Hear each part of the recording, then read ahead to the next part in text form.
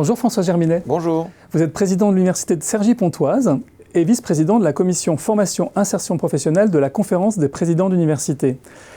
Alors, votre université de Cergy-Pontoise, c'est une université très ancrée sur les territoires. Elle est sur 3 départements. Vous avez plus de 20 000 élèves. Il y a une palette de formation énorme. Il y a une école comme Sciences Po Saint-Germain-en-Laye que vous avez créée. Vous êtes une université de ville nouvelle, récente, créée en 1991.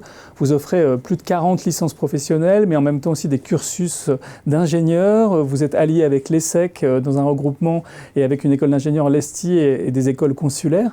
Alors, comment est-ce que, d'abord, une université comme ça est au service des territoires et de toutes sortes de bacheliers de toutes origines et peut accueillir tout le monde? Alors effectivement, en licence, le bassin d'attraction de Cergy, c'est son territoire et les départements limitrophes. Donc le Val d'Oise, les Yvelines, les Hauts-de-Seine, un peu les Seine-Saint-Denis, un peu Paris, mais aussi l'Oise. Et donc on est du coup très attentif à ce qui se passe dans les territoires, au lycée.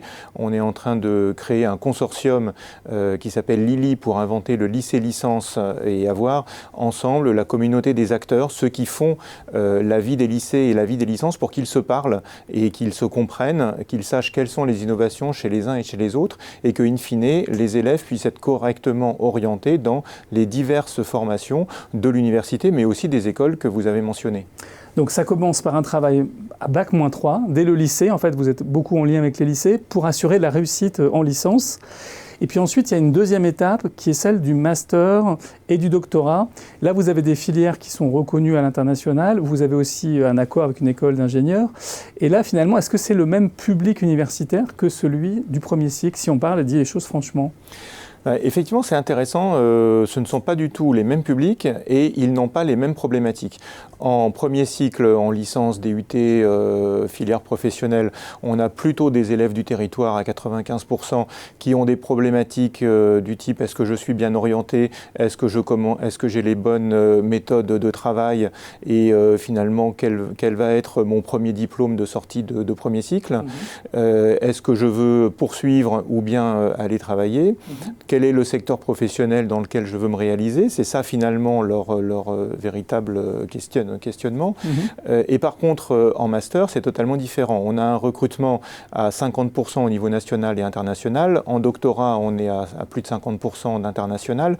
Et les problématiques sont plus du tout les mêmes. Leur question n'est plus de savoir dans quelle branche professionnelle ils veulent aller. Ils sont dans tel master de droit ou d'informatique, ils le savent. Et en général, s'ils sont en master, ils ont eu des bonnes méthodes de travail et leur vrai questionnement, c'est l'insertion professionnelle, trouver le bon métier, la bonne entreprise et puis débuter leur vie professionnelle ensuite. Et alors néanmoins, il y a une mission commune, c'est d'assurer la bonne insertion professionnelle. Alors est-ce qu'on a une bonne insertion professionnelle si l'on vient d'un premier cycle, par exemple licence pro chez vous, ou si l'on a fait un doctorat chez vous ? Alors l'insertion professionnelle est plutôt bonne, même très bonne à l'université de Cergy-Pontoise. Régulièrement, dans pas mal de rubriques, on est dans le top 5 des universités qui insèrent le plus. Et au-delà de l'insertion, on en est très fiers des très bons salaires. C'est-à-dire on est aussi dans le top 5 des meilleurs salaires des universités. Ce qui, pour une université en deuxième couronne d'Île-de-France, pour des publics au départ qui n'avaient pas forcément tous les codes de l'université, est bien parce que ils sortent avec aussi un vrai bon salaire. Et on est sur des taux d'insertion professionnelle à 30 mois d'à peu près 95%, ce qui est plutôt bon. Et les taux d'insertion à 30 mois sont intéressants parce qu'ils permettent de voir après parfois une période d'essai où vous avez un CDI en 6 mois et puis après vous ne retrouvez plus rien. Ça permet de mesurer un peu votre stabilité dans l'emploi.